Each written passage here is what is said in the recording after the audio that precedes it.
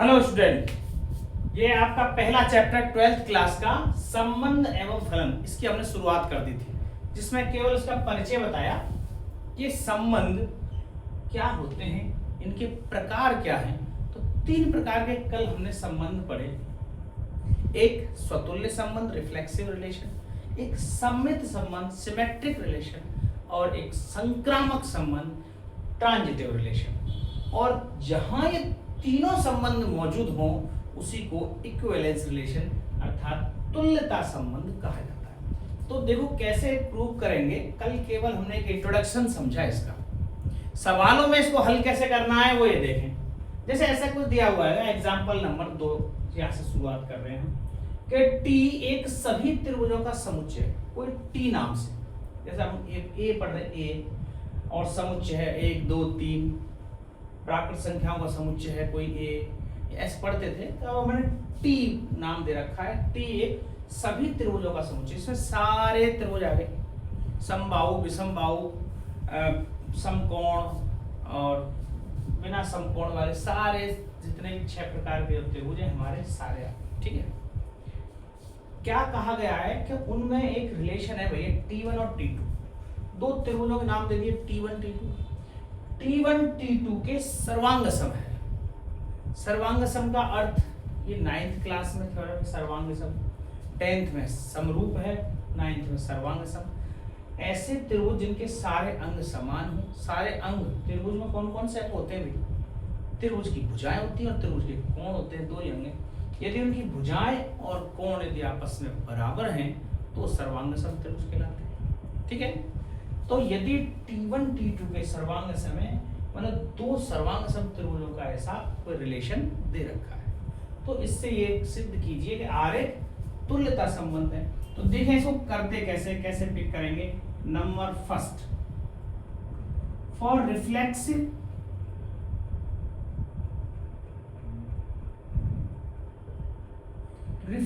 Relation अर्थात स्वतुल्य संबंध के लिए, हम स्वतुल्य संबंध के लिए बात करने जा रहे हैं फॉर रिफ्लेक्सिव। तो रिफ्लेक्सिव की क्या शर्त बताई थी हमने? यदि कोई एक element A belongs to A इसमें मौजूद है तो A का A के साथ में रिलेशन होना चाहिए, ये हमने पढ़ा था। लेकिन यहाँ पे कोई एलिमेंट A नहीं है। अब देखो, जब जो चीज दे रखी होती है हम उसी को लिखेंगे। यहाँ पे क्या दे रखा है? T। यदि कोई T1 बिलोंग्स टू T सभी त्रिभुजों का समुच्चय है, T1 कोई एक त्रिभुज है। यदि T1 इस T में बिलोंग करता है, इंप्लाई दैट, तो T1 के साथ में रिलेशन होना चाहिए। अब T1 के साथ में रिलेशन क्या संभव है? तो देखें, जो यह संबंध दे रखा है ऐसा बोला गया है T1 T2 के सर्वांग सम है। इसका मतलब है T1 के सर्वांग सम होगा क्या? बिल्कुल, कोई भी खुद त्रिभुज अपने खुद के तो सर्वांग सम होगा ही होगा। तो चूंकि T1 हमेशा ऑलवेज कॉन्ग्रुएंट, सर्वांग सम को इंग्लिश में कहते हैं कॉन्ग्रुएंट,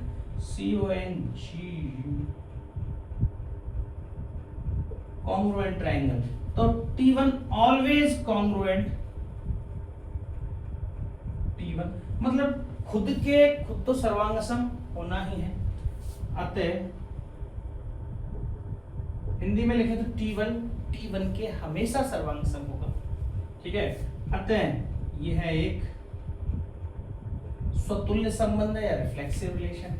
यह एक स्वतुल्य संबंध है। बोलो, ये बात को समझ में बैठी है। स्वतुल्य में बताया गया था कि खुद के साथ में रिलेशन होना चाहिए। तो यह खुद T1 मैंने माना कि यदि कोई T1 T क्या है? T सभी त्रिभुजों का एक समुच्चय। यदि समुच्चय में T1 मौजूद है तो फिर T1 के साथ में रिलेशन होना चाहिए।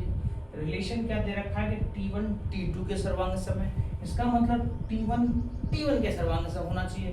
तो T1 ऑलवेज कॉन्ग्रुएंट T1 तो हमेशा ही T1 के सर्वांग सम होगा, अतः ये एक स्वतंत्र संबंध है। ठीक है, दूसरी कंडीशन फॉर सिमेट्रिक रिलेशन,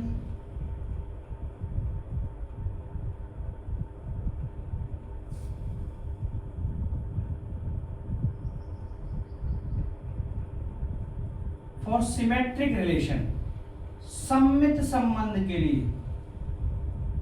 सममित हम चेक कर रहे हैं दरअसल, इसलिए सममित संबंध के लिए क्या क्या कंडीशन होनी चाहिए।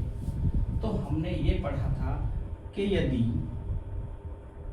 यहां भी ऐसे यदि हम मान लेते हैं, यदि T1 एंड T2, अब के चूंकि दो में रिलेशन निकालेंगे तो T1 और T2 बिलोंग्स टू T, इस T के सभी समुच्चय मौजूद हैं T1 T2, क्योंकि अगर सभी त्रिभुजों का समुच्चय तो ये T1 T2 जो भी हम त्रिभुज मान रहे हैं ये भी होंगे। यदि ये T में हैं तो इनका क्या जुगाड़ है कि T1 T2 का यदि रिलेशन मौजूद है किसमें, R में, तो इम्प्लाई दैट T2 और T1 का रिलेशन भी होना चाहिए। यदि T1 और T2 का रिलेशन है मौजूद तो फिर T2 और T1 का भी होना चाहिए। तो जरा इसको भी देख ले, तो T1 T2, तो यहां पे लिखें क्योंकि T1 T2 belongs to R, ये तो दिया है, ये पार्ट तो गिवन है, ध्यान रखना ये तो हमेशा दिया है, गिवन पार्ट है, ये हमें प्रूव करना है कि ये होना चाहिए। तो मतलब T1 का T2 के साथ में रिलेशन है, इसका क्या मतलब है, इसका मतलब ये है कि T1 T2 के सर्वांग सम है, T1 T2 के कॉन्ग्रुएंट है, इसलिए रिलेशन है। अब जब T1 T2 के सर्वांग सम है तो इसका मतलब T2 भी T1 के सर्वांग सम होगा क्या, T2 T1 के, बिल्कुल। जब सर्वांग सम है तो आगे पीछे कहीं भी रख दो, दोनों को क्या फर्क पड़ता है। तो T2 T1 भी बिलोंग्स टू R, तो T2 भी T1 के सर्वांग सम होगा यदि ये शर्त मौजूद है। इसका मतलब एक सममित संबंध है, बात समझ आ रही है, ठीक है। तीसरी शर्त देख ले जरा, संक्रामक रिलेशन फॉर ट्रांजिटिव रिलेशन,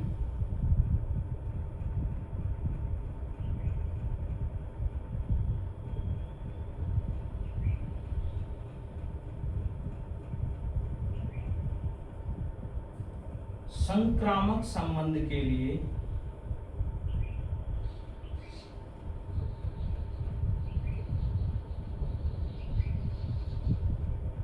संक्रामक संबंध के लिए क्या कंडीशन बताई थी कि यदि तीन त्रिभुज T1 T2 और T3, वहां पर ने ABC पढ़ा था आप लोग, यदि कोई तीन त्रिभुज और बिलोंग्स टू, किसमें बिलोंग कर रहे हैं, T में, T सभी त्रिभुजों का समुच्चय है यदि है, तो फिर ऐसा दिया गया है भैया T1 T2 belongs to R और T2 T3 belongs to R, तो इम्प्लाई दैट होना ये चाहिए कि T1 T3 भी बिलोंग्स टू R में होने चाहिए, ये होना चाहिए तब जाके काम बनेगा।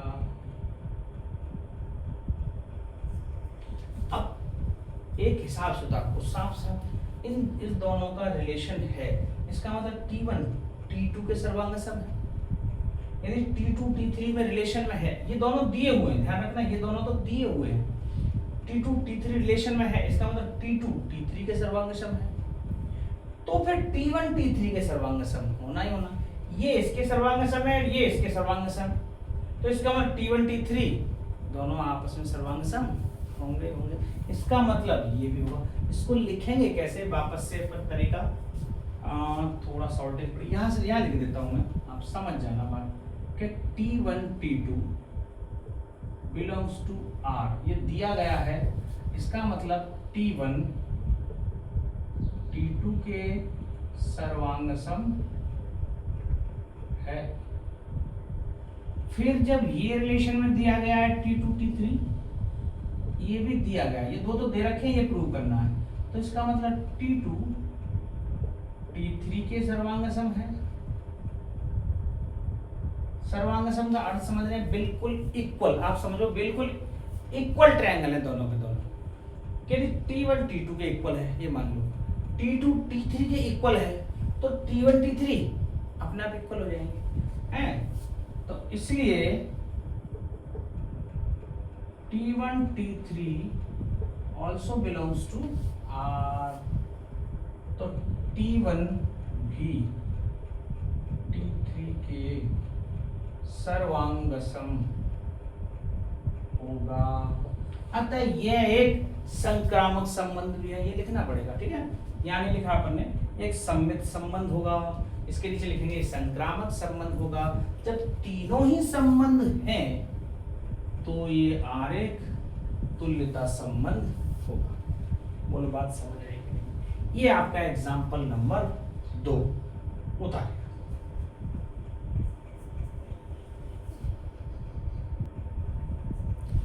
अब एक तीसरा उदाहरण देखो, जब इसी टाइप के उदाहरण है, आपको ऐसा लगा वो पहला सवाल पता नहीं क्या है, तो खास कठिन नहीं है, चीजें वही हैं, बस कैसे पकड़ना है, पिक कैसे करना है, वो चीज आपको देखनी है। देखो तीसरा एग्जांपल क्या है, एल सभी लाइनों का समुच्चय, एल दे रखा है जो सभी लाइनों का समुच्चय, ठीक है। एल के अंदर सारी लाइनें हैं, जहां आर एक रिलेशन दे रखा है L1 L2, ये लाइनों के नंबर दे दिए L1 L2 L3। जब L में सारी लाइन आ गई तो कितनी प्रकार की लाइन हो सकती है, तो दो लाइन L1 और L2 इनमें संबंध है, क्या संबंध है कि L1 L2 पर लंब है, ऐसा दिया गया। तो सिद्ध कीजिए कि R एक सम्मित संबंध तो है, लेकिन न तो स्वतुल्य है ना ही संक्रामक है। वो खुद ही कह रहा है भाई सम्मित है, स्वतुल्य भी नहीं है, संक्रामक भी नहीं, सिद्ध करो। इसलिए दो बातें अपने आप ही कहती है भाई नहीं है ही है। अब सम्मित है केवल इतना, तो हम अपने आप ही सबसे पहले, अब मैं सारा कुछ ऐसा हिंदी में लिख रहा हूँ, आपको इंग्लिश की कुछ बता दी बातें, बाकी ज्यादातर जैसे बच्चे सब क्या हिंदी मीडियम वाले ज्यादा जुड़े हुए हैं, तो उनको फिर पूरी लैंग्वेज लिखने में दिक्कत आती है। पूरा एक सिस्टम से लिख के बता रहा हूँ। तो पहला, स्वतुल्य संबंध के लिए,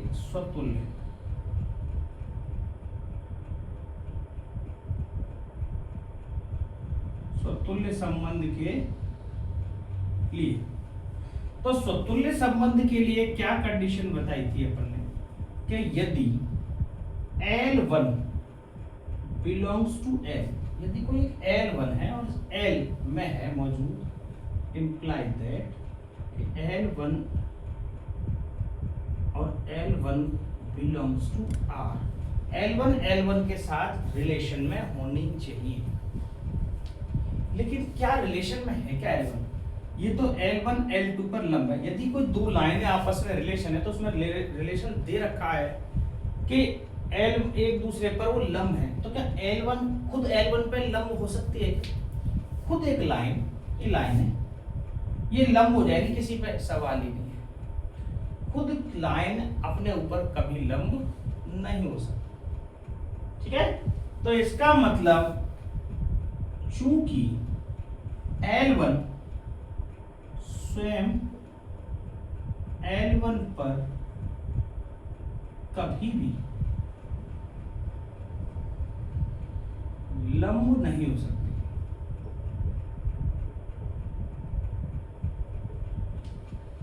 इसलिए L1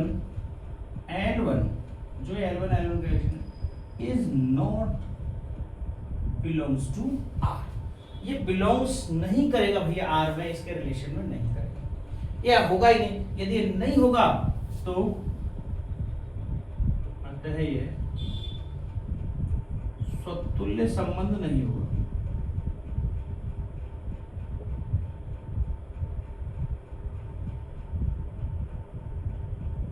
बोलो बात समझ आ रही?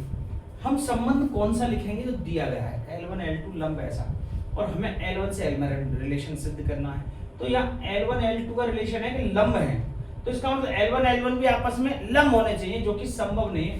कभी भी L1 L1 पर लंब नहीं होगी, इसका मतलब स्वतुल्य संबंध नहीं होगा, पहली बात। दूसरी चीज, सममित संबंध के लिए फॉर सिमेट्रिक रिलेशन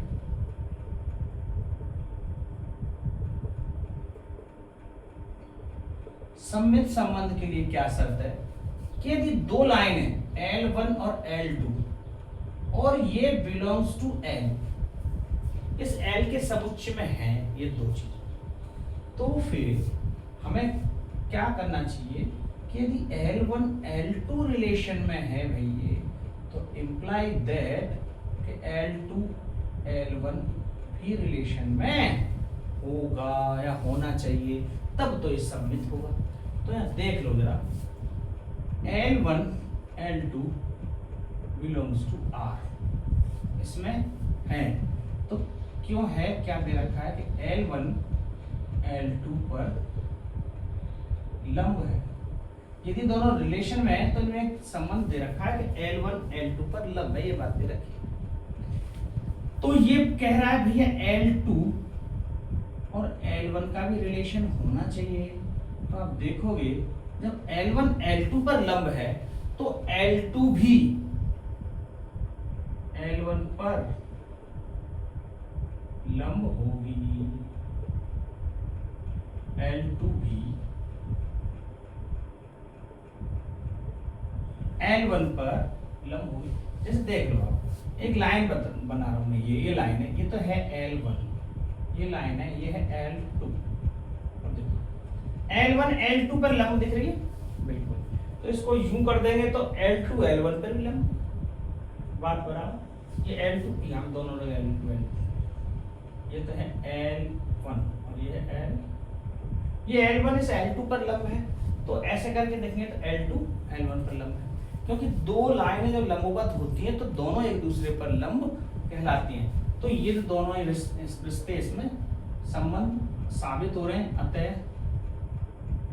ये है एक सममित संबंध है, सममित संबंध। केवल इसमें लिखने की रामायण ज्यादा है, ठीक है, बाकी कठिन कुछ भी नहीं है इसमें। कठिन जैसा क्या आपको लगे बहुत ज्यादा कठिन है, बिल्कुल कठिन नहीं, ठीक है। तीसरी चीज देखें जरा, हाँ कुछ कुछ सवाल आ सकते हैं टेढ़े से, अभी देखेंगे सब करेंगे पर। तीसरा सवाल, तो इसमें स्वतुल्य देख लिया आपने, सममित देख लिया, संक्रामक भी देख लिया भैया, ट्रांजिटिव रिलेशन, संक्रामक संबंध के लिए, यदि संक्रामक संबंध के लिए हम बात करें तो क्या सिस्टम है कि L1 L2 L3 यदि बिलोंग्स टू L, तीन लाइनें और L में मौजूद हैं, तो फिर क्या स्थिति है कि L1 L2 यदि R में है, L2 L3 भी R में है, तो L1 और L3 भी R में होना चाहिए, ये होना चाहिए, तब तो संक्रामक होगा, अन्यथा संक्रामक नहीं होगा। तो ये दो बातें तो गिवन हैं, इसका अर्थ क्या हुआ आप बात समझे। देखो चूंकि L1 L2 belongs to R, तो L1 परपेंडिकुलर ऑन L2, मैं आपके चिन्ह लगा दिया, लिखा नहीं है लैंग्वेज, L1 L2 पर लंब है, ऐसा चिन्ह लगा दिया उल्टा T, तो L1 L2 पर लंब है, ठीक है, ये दिया गया है। तो L2 L3 रिलेशन में है, ऐसा भी दे रखा है, तो इसका मतलब L2 L3 पर लंब हो, ये है, ये भी होगी, तो L1 क्या L3 पर भी लंब होगी भैया, ये बताओ। तो अपन देखें, यहाँ पर देखो, ये लाइन है L1, जैसे मैंने बताया ये लाइन L1 है, ये लाइन L2 है, अब बना रहे हैं अपन L3 जो L2 पर लंब है, ये बना दे, ये L इस पर लंब है L3, ये L1 L2 पर लंब है, L3 L3 पर लंब है, बिल्कुल लंब दिख रही है। तो क्या L1 L3 पर लंब होगी? कभी नहीं होगी, वो तो आपस में समांतर हो जाएंगे। तो यहाँ पे लिखना पड़ेगा L1 L3 के समांतर होगी, न कि लंब, न कि। तो जिसका मतलब है L1 और L3 जो है ये रिलेशन में मौजूद नहीं होंगे, अतः यह संक्रामक संबंध नहीं होगा। संक्रामक संबंध नहीं। बोलो बात समझ आएगी। ये आपका एग्जाम्पल नंबर 3। फिर भी यदि कोई बात आपको रह जाए तो रिवर्स करके धीरे धीरे सारी चीजें आप दोबारा से सुन सकते हो। मैं बहुत ही धीरे धीरे सारी बातें समझाने की आपको कोशिश की होता है। ये चौथा एग्जाम्पल देखें। एक सेट ए दे रखा है भाई को, ए 1 2 3 और एक रिलेशन दे रखा है ऐसे 1 1 2 2 3 3 1 2 2 3 इस टाइप से। ये खुद से रिलेशन दिया गया है, इसमें कंडीशन नहीं दे रखी, रोस्टर फॉर्म में एक रिलेशन दिया गया है। तो कह रहा है सिद्ध कीजिए स्वतुल्य संबंध तो है लेकिन न सममित है और ना ही संक्रामक। तो फिर कैसे सिद्ध करेंगे देखो। तो यहाँ पहली कंडीशन स्वतुल्य संबंध के लिए, तो अपन डायरेक्ट स्वतुल्य संबंध ऐसे लिख देंगे। तो स्वतुल्य संबंध के लिए हमने क्या पढ़ा है, अब यहाँ पर लिख सकते हैं यदि कोई अवयव A और बिलोंग्स टू A में, कोई A अवयव है और वो A इस A में बिलोंग कर रहा है, तो इम्प्लाई दैट A का A के साथ में रिलेशन होना चाहिए भाई, तब तो स्वतुल्य होगा। तो देखो यहाँ A में कौन कौन से मौजूद है, 1 2 और 3। इस A एक एलिमेंट की बात नहीं कर चल रही है, A में मौजूद है, मतलब एक एलिमेंट है जो A में है। अब वो A कोई भी हो सकता है, 1 भी हो सकता है, 1 2 भी A हो सकता है, 3 भी A हो सकता है। बात समझ में आ रही है। तो इसका खुद के साथ में रिलेशन होना चाहिए। तो देखो 1 का 1 के साथ में है, 2 का 2 के साथ में है, 3 का 3 के साथ में, खत्म कहानी। तो इसका मतलब यहाँ पे तो दिया गया भी है R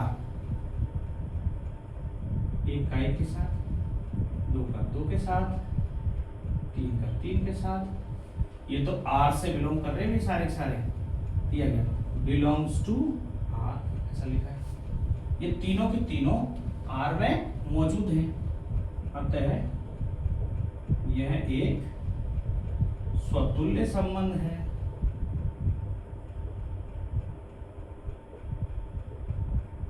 स्वतुल्य संबंध की यही डेफिनेशन बताइए, 1 का 1 के साथ में रिलेशन होना चाहिए, 2 का 2 के साथ में, मतलब खुद के साथ, 3 का 3। अब 1 का और किसी के साथ में हो, भले हमें इससे कोई लेना देना नहीं, 1 का 2 के साथ में है तो इससे हमें कोई मतलब नहीं, हमें तो 1 का 1 के साथ में रिलेशन होना चाहिए। ठीक है, ये स्वतुल्य हो गया।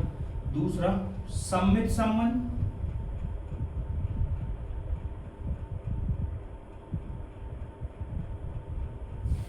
Symmetric relation.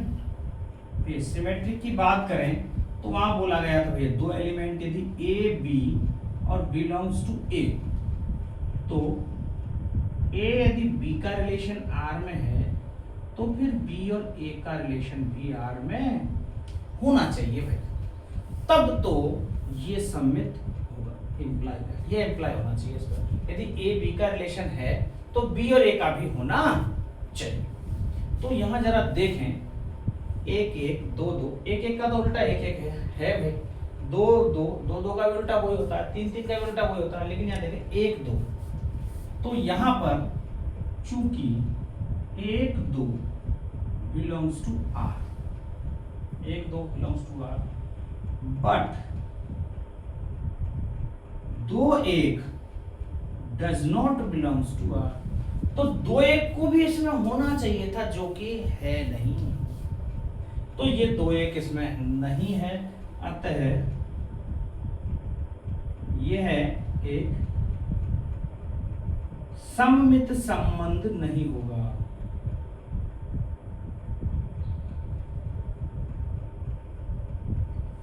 बोलो बात समझ आ रही कि 1 2 तो मौजूद है इसमें पर 2 1 नहीं है। अब हमें आगे चलना नहीं है कि इसको चेक करें कि 2 3 तो है लेकिन 3 2 फिर भी नहीं है, दोनों ही तरफ से सम्मित नहीं बैठ रहा हिसाब किताब, लेकिन आगे जाने की जरूरत ही नहीं, ये तो छोटा सा है इसलिए चेक कर लिया। हो सकता है रिलेशन में बहुत बड़ा होता तो कहाँ तक चेक करते हैं। तो हमें एक भी ऐसा मिल जाए पेयर जो हमारी शर्त संतुष्ट नहीं कर रहा, इसका मतलब वो सम्मित संबंध नहीं। तीसरी बात, संक्रामक संबंध, ट्रांजिटिव रिलेशन। संक्रामक संबंध की मैं बात करूं तो क्या जुगाड़ है, हमने 3 अवयव माने थे ऐसे ए बी सी।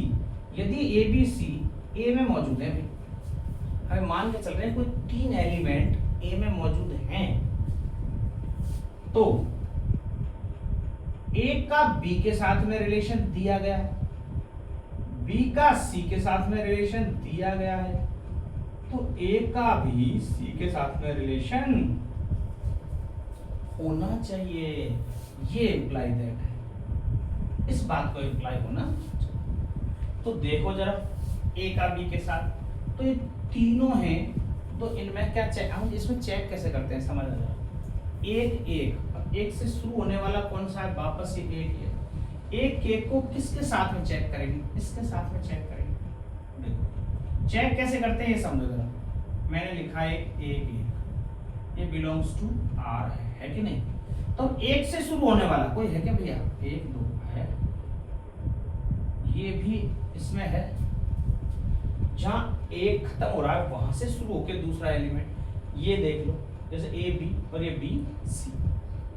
अगर सी जरूरत नहीं है कि जैसे कुछ अलग आ रहा है या सेम आ रहा है, आपको ए है तो आपने ए बी क्यों बोल दिया। मैं ये कह रहा हूँ एक यदि ये रिलेशन है एक से स्टार्ट होने वाले, तो यहाँ देखोगे ए सी 1 2, तो क्या 1 2 रिलेशन में है, ये तो भैया है, ये तो रिलेशन में, तो क्या एक रिलेशन मिलने से संक्रामक हो जाएगा, नहीं, हमें सारी चीजें चेक करनी पड़ेगी। 2 को देखो जरा, 2 2 और यहाँ देखते हैं 2 3, ये है, तो इसका मतलब 2 3 है, बिल्कुल है, तो यहाँ 2 2 को हम चेक करते हैं, 2 2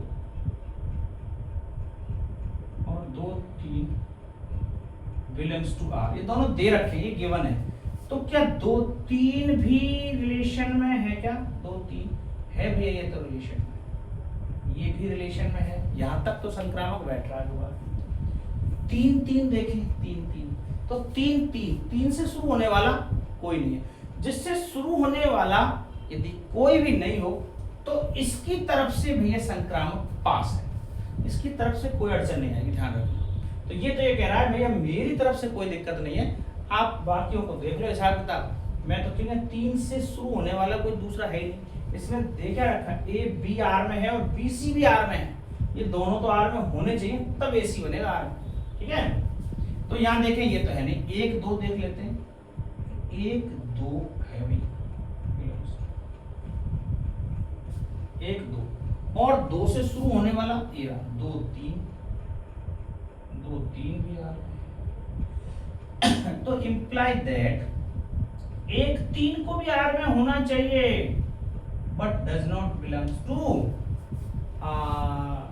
1 3 को भी आर में होना चाहिए था एसी को, लेकिन 1 3 कहीं भी नहीं है। अब कोई एक भी चीज छूट गई हमसे तो समझ लो ये सुरक्षा चक्र टूट गया पूरा, और फिर मामला हम भाई संक्रामक नहीं बने, हम आगे फिर चेक करने की जरूरत हमें नहीं है, ठीक है।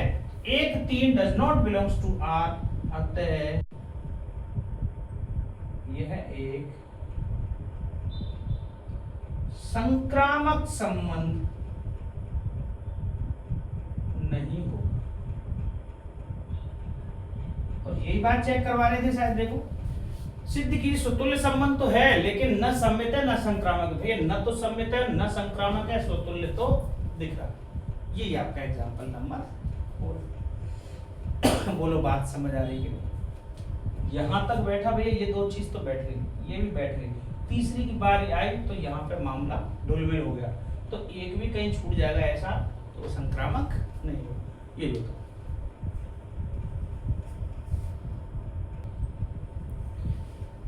ये 5वां सवाल देखें, ये थोड़ा सा अच्छा सवाल है, अपने इस पे स्टार लगा के देखते हैं कैसे चेक करेंगे, क्या तरीका होता है चेक करने का। पहले हम ये देखें क्या जेड एक समुच्चय, जेड क्या होता है, जेड है इंटीजर, पूर्णांकों के समुच्चय को ही जेड बोलते हैं। तो जेड समुच्चय में आर रिलेशन दिया हुआ है ए बी के रूप में, जहां एक शर्त दे रखी है कि ए माइनस बी 2 से विभाजित है, ऐसा बोला कि ए माइनस बी 2 से विभाजित है, ऐसा बोला। ए माइनस बी 2 से विभाजित है, तो इसमें सिद्ध कीजिए तुल्यता संबंध है कि नहीं। मैंने एग्जाम्पल नंबर पहला नहीं बताया, तो आपको लग रहा हो पहले पता नहीं बहुत ज्यादा कठिन है क्या, कुछ भी नहीं है। उसमें क्या दे रखा है आप पढ़ के देखना कि एक स्कूल सभी लड़कों के एक स्कूल का समुच्चय है, लड़कों के एक स्कूल का समुच्चय, मतलब सब लड़के ही लड़के हैं उसमें, ऐसा समुच्चय दिया गया एक स्कूल के विद्यार्थियों, जिसमें संबंध दे रखा है कि ए बी में संबंध है, जहां ए बी की बहन है, ऐसा दे रखा है। जब पूरा लड़कों का समुच्चय है तो ए बी की बहन कैसे हो सकती है? इसका मतलब जो इसका रिलेशन है वो जो बिल्कुल फाई रिलेशन है, रिक्त समुच्चय के रूप में बन रहा है, इसलिए मैंने वो नहीं बताया, ठीक है। तो उसमें कुछ भी प्रूव नहीं होगा, जो इनमें प्रूव करने की चीजें हैं मैं आपको बता रहा हूं। तो देखें जेड इंटीजर है, इसका मतलब जो ए बी हैं जो भी है ये काय में जेड में, जेड का मतलब माइनस की भी नंबर हो सकते हैं, प्लस के भी हो सकते हैं, जीरो भी हो सकता है, ठीक है, कुछ भी आ सकता है। तो ऐसे बोला गया है स्वतुल्य संबंध चेक करते हैं ये नंबर फर्स्ट, रिफ्लेक्सिव रिलेशन, स्वतुल्य संबंध। आपको सब में ऐसे ही लिखना पड़ेगा। अब स्वतुल्य संबंध की क्या डेफिनेशन क्या बताइए कि यदि A बिलोंग्स टू Z, अब कहते हैं A नहीं लिखेंगे, A बिलोंग्स टू A, यहां पे समुच्चय किसका है? Z का। यदि A Z में है तो फिर A belongs to R, imply that A का A से रिलेशन में होना चाहिए। देखते हैं है क्या कह रहा है वो, A माइनस बी 2 से विभाज्य है। हम कह रहे हैं देखो A बिलोंग्स टू R, ये होगा चूंकि A माइनस A बटे 2 बराबर 0 बटे 2, अर्थात 0 हमेशा 2 से विभाज्य होती है, 0 हमेशा 2 से विभाजित होती है।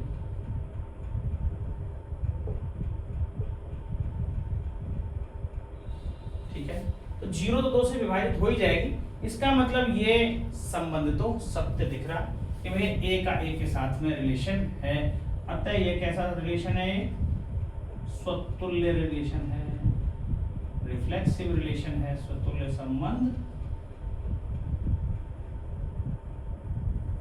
एक स्वतुल्य संबंध। यदि स्वतुल्य संबंध है, दूसरा देख लेते हैं सममित संबंध। सममित संबंध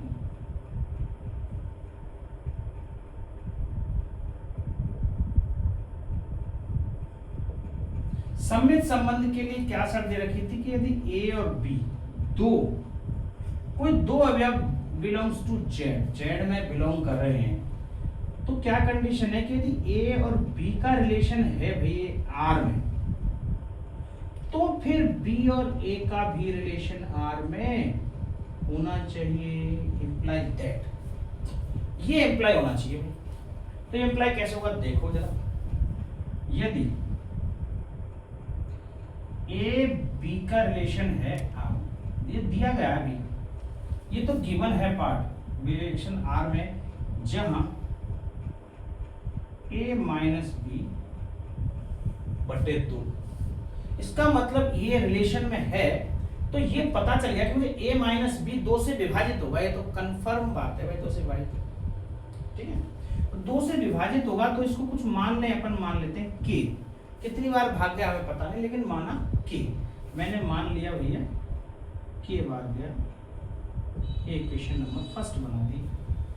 तो इससे ये पता चल जाएगा A माइनस बी की वैल्यू पता चल गई 2K, A माइनस बी की क्या हुई 2K, तो यहां बना है समीकरण number first, A minus B क्या हो गया 2K के बराबर हो गया। अब मैं कह रहा हूं कि भैया क्या B का A के साथ में रिलेशन होगा क्या, तो देखो B माइनस A बटे 2 अब हमें पता है b माइनस ए, तो b माइनस ए की जगह में माइनस ए माइनस बी लिख दूंगा क्या भाई, और बटे 2, और a माइनस बी का मान कितना है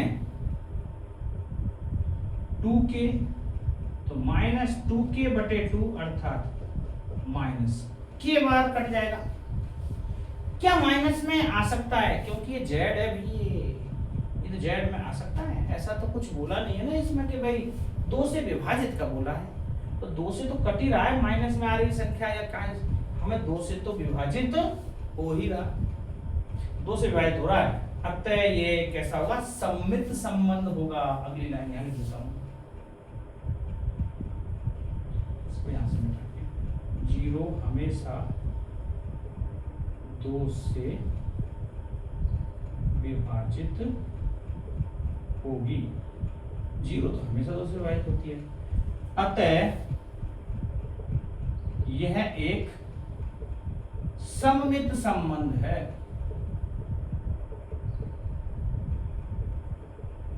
तीसरी शर्त है संक्रामक संबंध भी।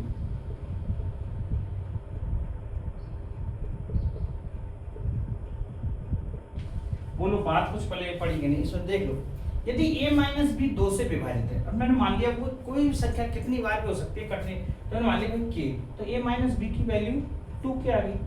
अब हम कह रहे हैं b और a भी रिलेशन में होना चाहिए, तो ये तब होगा जब b माइनस a बटे 2 हो, b माइनस a बटे 2, हमें पता है इसमें माइनस कॉमन ले लेंगे तो a माइनस b बटे 2 ही बन गया, a माइनस b की वैल्यू 2k है, 2k बटे, इसका मतलब माइनस k बार कट रहा है पर 2 से कट रहा है, ये बात है, तो 2 से डिविजिबल है, तो 2 से डिविजिबल है तो ये सम्मित संबंध भी होगा, ठीक है। संक्रामक में क्या कहते हैं, संक्रामक ये कहता है ए बी सी, यदि कोई 3 अवयव हैं बिलोंग्स टू आर, यदि 3 अवयव कोई हैं आर में, तो फिर ए का बी के साथ में कोई रिलेशन और बी का सी के साथ में कोई रिलेशन, तो इंप्लाई दैट ए का सी के साथ में भी रिलेशन होना चाहिए। तो ये देखो जरा कि चूंकि दिया है भैया ए और बी बिलोंग्स टू आर, तो इसका मतलब ये हो जाएगा कि ए माइनस बी बराबर 2k, मैंने मान लिया, क्योंकि a माइनस बी जैसे बटे 2 बार विभाजित है, मतलब 2 के कोई गुणज में कोई वैल्यू आ रहा है, ये समीकरण नंबर 1 बना दिया। दूसरी चीज दे रखी है कि b और c भी r में है, तो इसका मतलब ये पता चल गया कि b माइनस सी बराबर, अब 2k, इसमें कोई 2k थोड़ी लिखेंगे, जरूर थोड़ी ना इसके बराबर ही कटे, कोई अलग संख्या लेनी पड़ेगी, 2p मान लो, 2p, ये इक्वेशन नंबर। मुझे चेक करना है कि भैया a और c में भी रिलेशन है क्या, तो a माइनस सी बराबर 2 के रूप में भी कुछ होना चाहिए, तो समीकरण 1 व 2 को जोड़ने पर अपन ऐड कर देते हैं इसे, तो जरा जोड़ेंगे तो माइनस बी से कट जाएगा, कि कट जाएगा, उन्हें क्या प्राप्त होगा, a माइनस सी बराबर 2k प्लस बी, 2 कॉमन आ जाएगा, k plus B, a minus C बराबर 2k प्लस बी, इसका मतलब 2 के गुणज में ये ना 2 से मल्टीप्लाई हो रहा है, तो a माइनस सी, अतः तो a c belongs to r भी होगा, और यदि होगा तो एक संक्रामक संबंध भी होगा, अतः यह एक संक्रामक संबंध भी है, ठीक है, तो ये संक्रामक संबंध भी है। ये आपका उदाहरण नंबर